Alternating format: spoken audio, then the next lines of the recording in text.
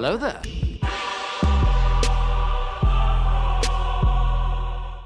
Hey guys, it's the Star Wars dude here. I just like to kick off my top 10 series with top 10 Clone Wars arcs, as you guys probably know when you clicked on this video. But before we go into this, I'd just like to say that I'm ranking these on emotion, impact, and depth, and character arcs and stuff like that. And I'm really excited to do this with you guys because I love the Clone Wars series, and these arcs are some of my favorite Star Wars stories ever. So, really excited to get into this video. Number 10, the Citadel. So I picked the Citadel as number 10 because it is really, really engaging from the moment you start it.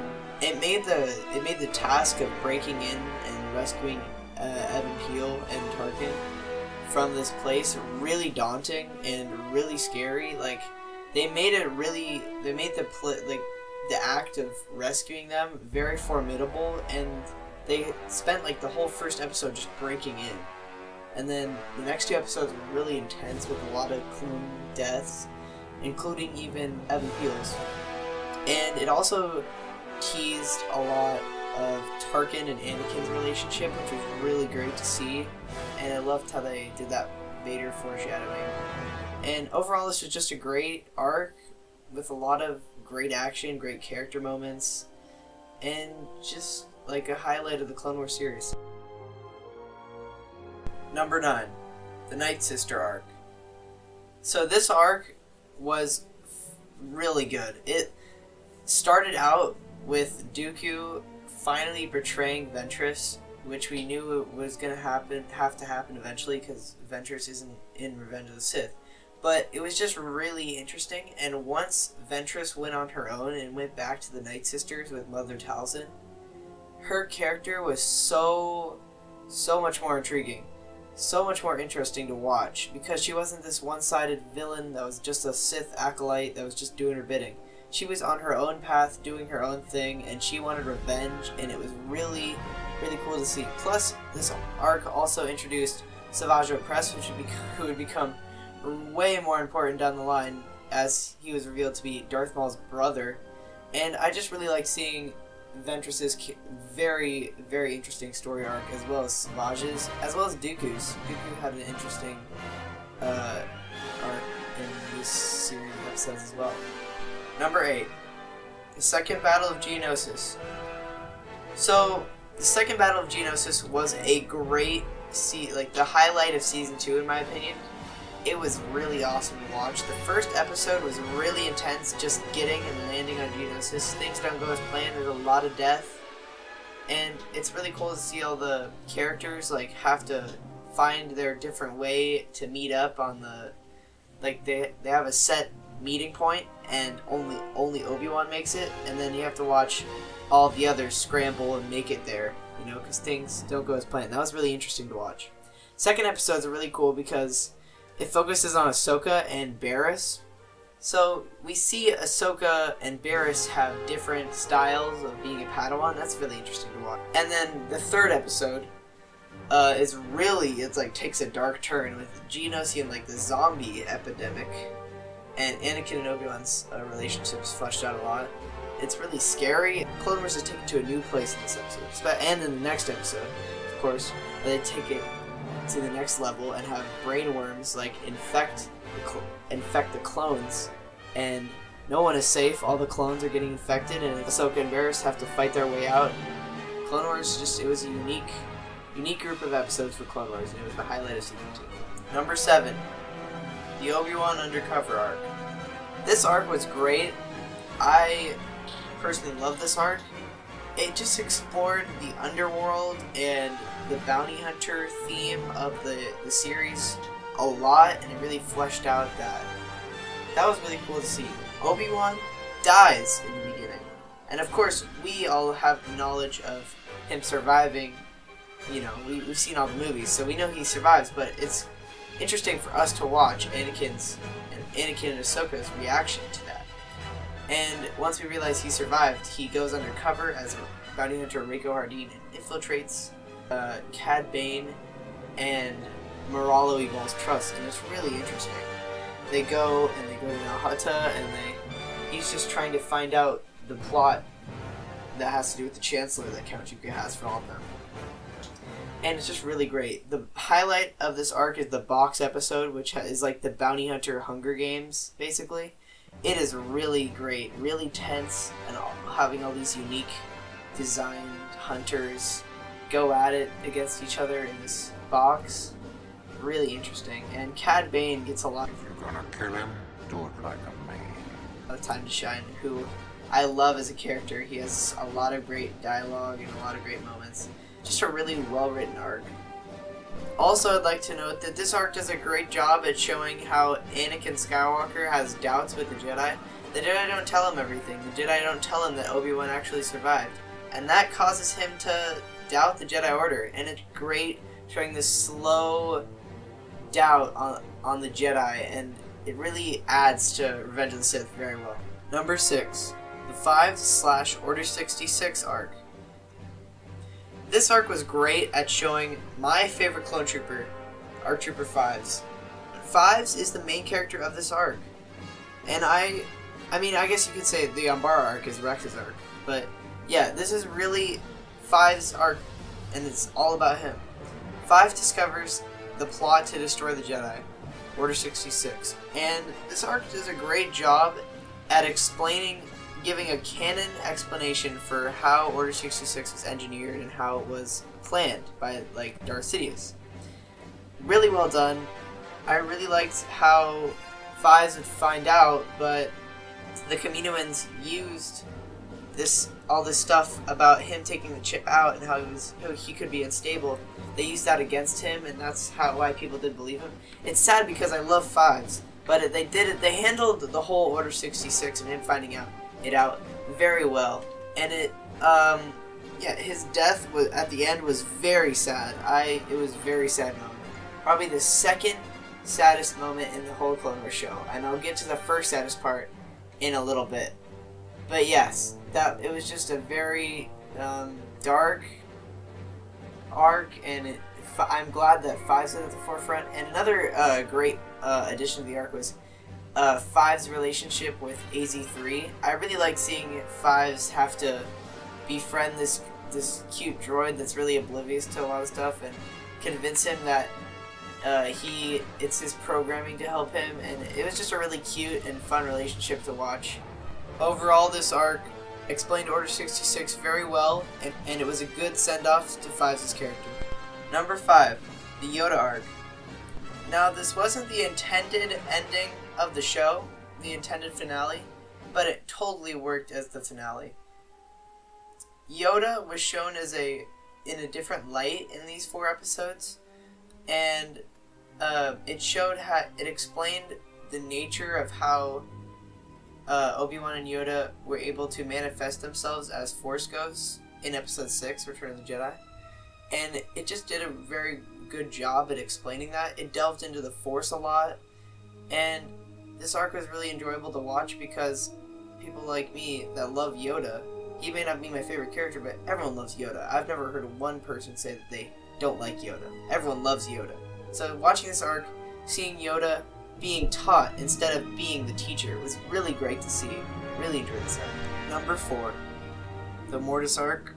This arc just blows your mind after you finish watching it.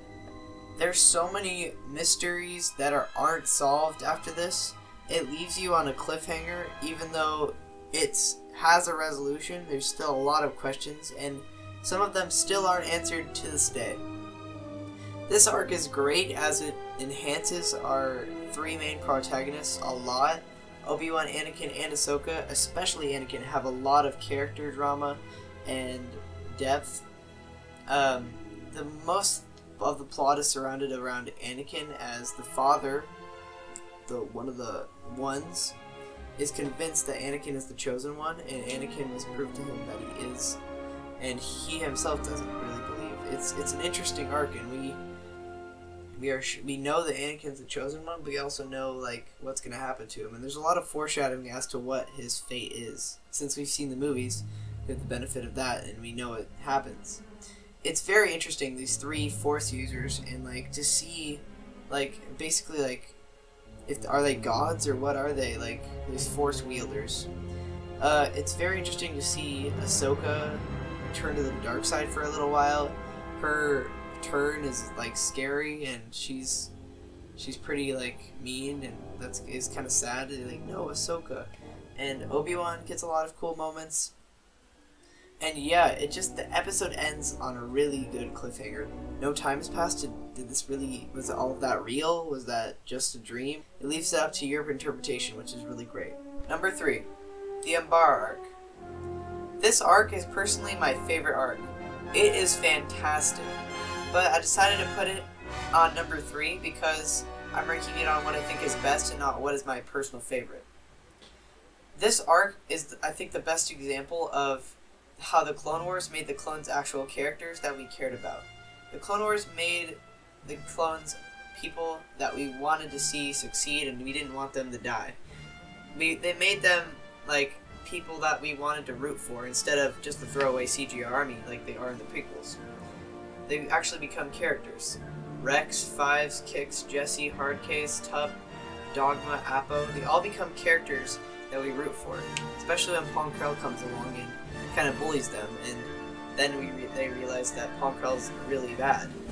It's a really interesting arc about following orders and then doing the right thing, and if the orders are the right thing, but it talks about how the clones' morality, it's really deep, and besides that, the action is phenomenal, the animation is phenomenal, and it's just a really all-around fantastic arc. Number 2, Darth Maul teams up with Death Watch.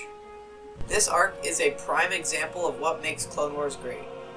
Darth Maul returns last season, and a lot of people were skeptical as to how, but this made him really matter.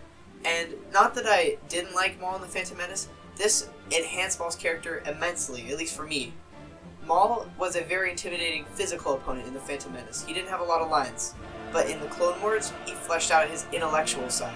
How he could manipulate people, and how he could rise in the ranks of the underworld. It's very interesting, and he teams up with Pre Vizsla, which is very, very intriguing. Like a plotline that's been going on for a very long time, and then Maul, and it's very good. How they used Maul in the Clone Wars very expertly, and it was very well done. This whole arc. Pre Vizsla has his own agenda. Maul has his own agenda. It's really interesting. Maul wants to take over Mandalore because he wants to get to Obi-Wan with Satine. Pre Vizsla wants to take over Mandalore because he wants to bring back the rightful rule. They eventually duel in one of the best fights in the Clone Wars, second best fight in my opinion. It's very great. It's like Jango Fett versus Obi-Wan, but really it's like a death battle, 2 hardened warriors fighting to the death. It's epic. And in the end, Pre Vizsla dies and is decapitated. This Clone Wars is not a kid's show, guys. Pre Vizsla gets decapitated. And then in the next episode is where it all goes down. Nobody is safe. There's casualties all over. And Maul kills Satine to get to Obi-Wan. Obi-Wan is very sad. Satine dies in his arms. And that is Maul's spiteful revenge against Obi-Wan. And then Sidious returns. And he thinks that Maul and Savage are rivals, so he needs to take them out. In the best, hands down, the best lightsaber battle in the entire Clone Wars series. Darth Maul and Savage Opress versus Darth Sidious. It is epic, the score is epic, and Savage draws the short straw and he doesn't make it out. And Darth Maul gets captured. And then we find out what happens in the comics and of Dathomir, but it's all around just a fantastic arc, phenomenal even. It's just so great. Maul is fleshed out as a real character and not just a physical adversary. And Obi-Wan is advanced. All a lot of the characters' ongoing plot lines are advanced very well with Maul. Number 1, Ahsoka Leaves. This arc is by far the best arc in the Clone Wars series. Ahsoka is framed for the bombing of the Jedi Temple, and she's on the run. When she is in the pipeline with Anakin, it is one of the best voice-acted scenes by Ashley Eckstein and Matt Lanter. Ashley Eckstein is on her game, and she's done the best in this arc. Same with Matt Lanter. They both did an amazing job. And Ahsoka is on the run, and she teams up with Ventress, and it's really cool to see them team up because they've been enemies for most of the series until now. And it's I just really like when enemies are forced to team up due to unlikely circumstances, and it just really shows how far those two characters have come and how alike they really are. And eventually then Ahsoka is recaptured and is put on trial, and Anakin must prove her innocent, and they find out that Barriss is actually the one who bombed the temple, and so Barriss is the mastermind behind it all, and she betrayed Ahsoka, and makes me really hate Barriss. But anyway, we get to the final scene, and that final scene, it's indescribable how well directed that scene is. Dave Filoni, his crew, Ashley Eckstein and Matt Lanter, and all the other voice actors, they did a fantastic, phenomenal job in this scene and in the entire arc. This scene is one of the best in all of Star Wars. And it is just so well directed. The score, the dialogue, everything. It's just so heartfelt and so emotional and so sad. It's definitely the saddest scene in the Clone Wars by far. And then it fades. It doesn't just knock you out of it with the Clone Wars logo. It just fades with that really sad music. And then you leave the episode. The episode ends and you're just like, wow. It's just so sad. It's so well directed. Thank you, Dave Filoni and everyone working on the Clone Wars for this phenomenal arc and for the whole show in general. And that is why the Ahsoka Leaves arc is #1.